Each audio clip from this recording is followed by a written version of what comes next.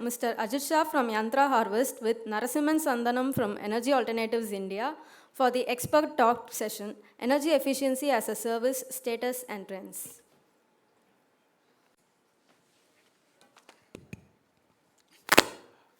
Good evening, folks. Thank you very much for staying back. I know a lot of crowd outside, but hopefully they'll start coming in. Once again, as I said, I'm always on stage a stopgap. It was originally supposed to be done by Pashupati Gopalan.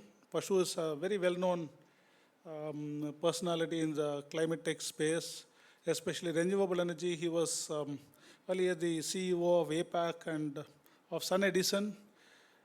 Very well-known personality, great contributor, but he couldn't come down. He just had a personal problem, you could say, serious health issue in his family, so he had to stay back in Bombay. He just announced yesterday evening. And so, a stopgap was needed, and then they said, there is Narsi, he can go and be a stopgap. So there I am, but look, I tried to get somebody else for him, honestly, because Ajit has done such sterling work in energy efficiency that I had to search for somebody who has enough experience in his field, as well as has the kind of perspective. It was very difficult to get the combination. I think I'm a very poor replacement, but I'm going to do my best. So I'm going to make this short because Ajit is known to quite a few people in the sector, and also because I'm going to add very little. I'm going to ask him a few questions, and that's about it. But Ajit, I think if you can take just a couple of minutes to tell us what you have done in energy efficiency, to begin with, the industries you are targeting and how you are deriving energy efficiency. Good afternoon. I'm from Yantra Harvest Energy Private Limited. What is the harvest? I have been asked many times. I said we harvest the energy.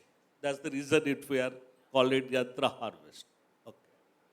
I'm in the first 20 years I spent in automation, industrial automation. And last 17 to 18 years, I'm in energy efficiency. To your surprise, my first project of energy efficiency, I did on ESCO for the reason nobody wanted to believe me. No one wanted to say, I will buy a risk. So I had no option than give them on my risk. And it was very important. I can tell you, if I would have not did that, as that product is called medium voltage variable frequency drive to be used on fan and pump in the power plant, steel plant or cement plant or everywhere.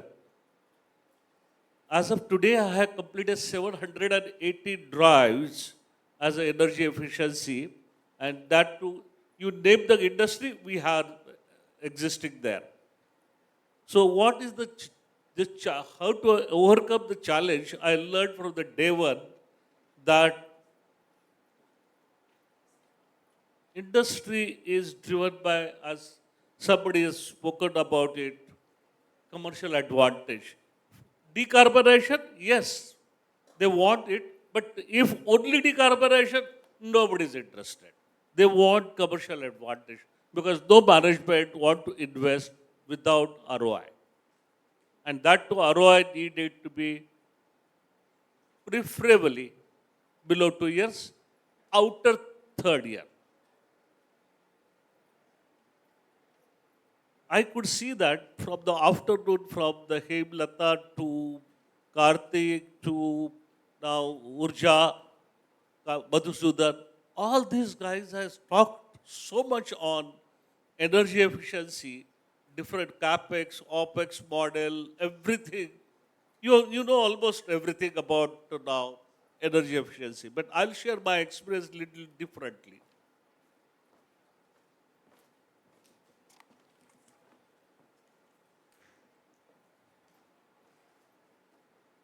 See, first place, let me tell you, Yantra doesn't manufacture any product.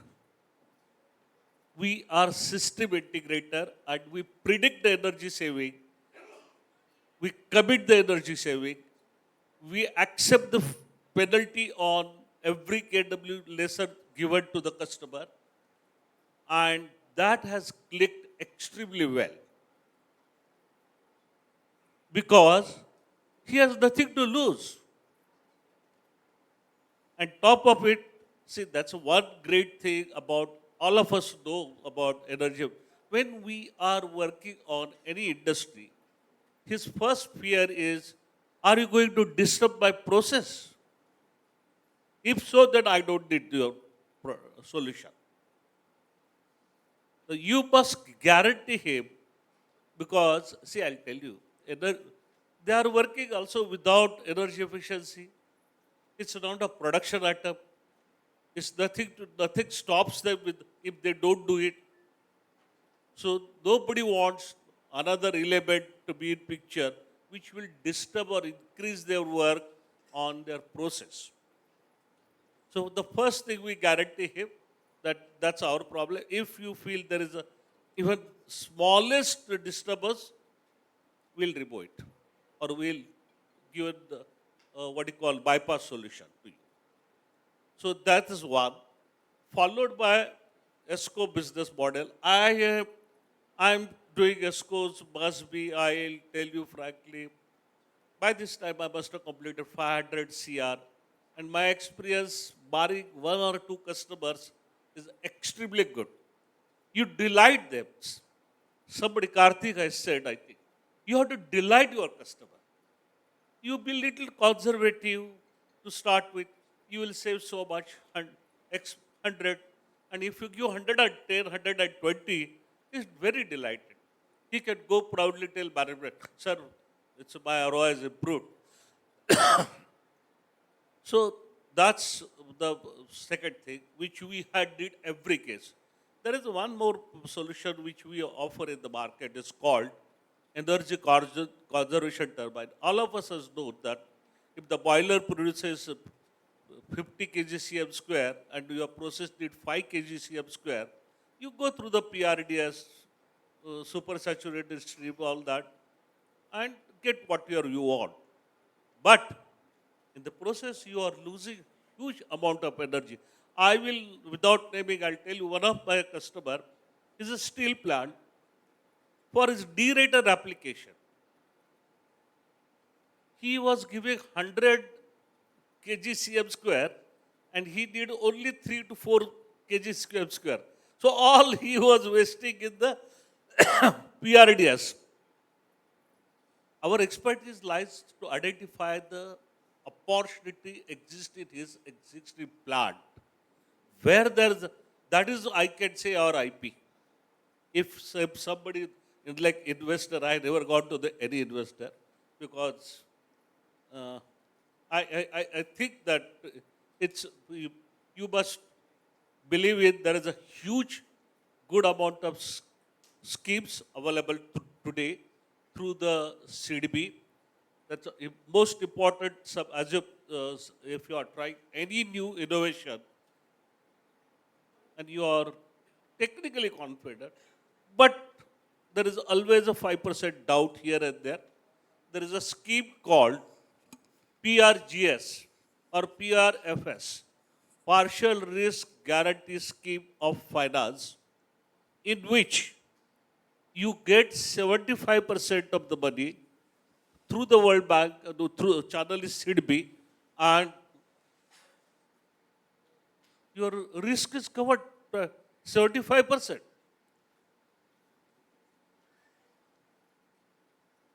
So use all those. See, today's,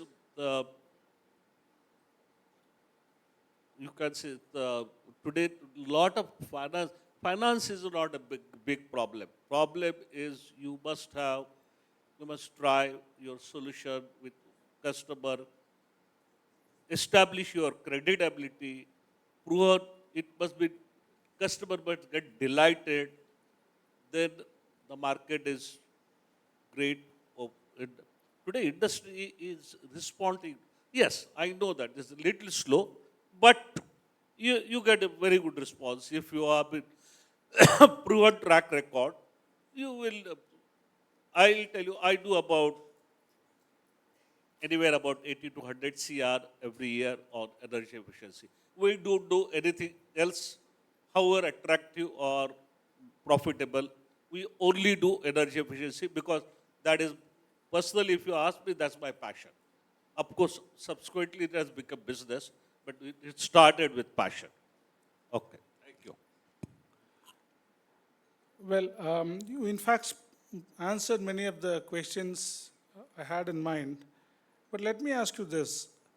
You are doing pretty good on energy efficiency. You had put some revenues that you're doing every year, which means you're not small anymore. How much more is there in energy efficiency?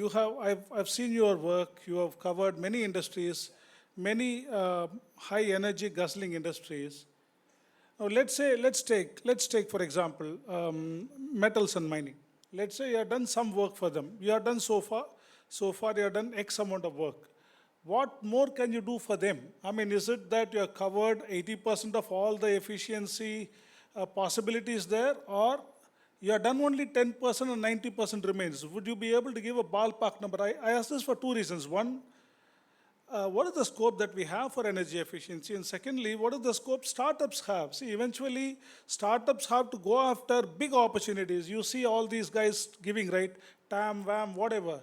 They have to look at large markets. Otherwise, they won't get investments. Your perspective of investments might be difficult, right? You have been different league. But most startups want VCs to invest in them. And the VCs are going to say, guys, show me a large market. Otherwise, I'm not interested. So my question to you is, as an energy efficient veteran practically in India, how much more potential do you see in these large energy guzzling industries for energy efficiency, and where do you see it? It's a very good question. It's all energy efficiency solution provider put together not even scratched the market. Market size is estimated in 2022 is about 75,000 crore. So where the issue is that size of market. No, but let me ask you this. Why didn't it take off? You are talking about ESCO, where those guys don't have to invest a capex. The risk is covered. You are saying maybe SIDBI, maybe somebody else, maybe government loans are available for the provider of the ESCO as well. And you are saying after all this, we are not even scratched the surface after people like you having been in the sector for 40 years. So where is the gap? Yeah. The biggest gap today, we are very traditional people. As Mr. Mittal mentioned it, that there's always a chicken and egg story. Should I go from the top to bottom or bottom to top? Because at the bottom, people get convinced everything, but he has so many other things to do. And as I told you already, even he doesn't do the energy efficiency, he has no issue. His process is going on as it is. So, for him, it is the least priority. So, but if you go to the top, CFO or CEO, these two people are responsible for A, bottom line, and B, decarbonization. So, if you go to them now, after proving that solution has been approved by your own people, then you can go and approach them. That is what we are started doing it, and we are becoming a little more successful. The gestation period was about, we opened today a particular case, it was closing anywhere about 5 months or so. Today it is getting in 3 months. 3 months, 2.5 months. So that could be, that's one of the reasons. Two is that, again, see, at least in our case, I must tell you, is process save the energy, not the product or solution. So they are not very sure about this process parameter will always be as per their system. So they are little afraid, my process parameter change. I said, your saving will change. That's the reason we always ask him.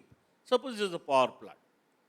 If you're running at, suppose, 250 megawatt, you run 250 megawatt, give me the process parameter.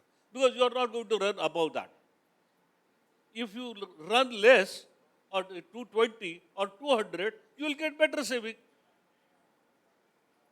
So that type of fear, again, still, why we took so many years, I must address you.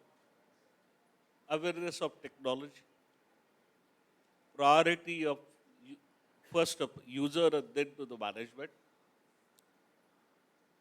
Because today our payment legal system is very weak, I must tell you. So we have to demand some payment security by which we will get paid once we start performing. Again, that is an obstacle. They said, no, why we don't never provide. So that they don't provide and they don't pay in time. Both the things they do always. So we have to honestly stop working few of the big customers because there's no point. We get a problem on our cash flow. So Ajit, just stopping you here, last question as well. Whatever you're telling me, it just seems to make an impression in my mind that this energy efficiency, even though it's a low-hanging fruit for decarbonization, doesn't look much like a startup game. It looks, you're saying process parameter change, that is more like an energy audit. That's not really innovation.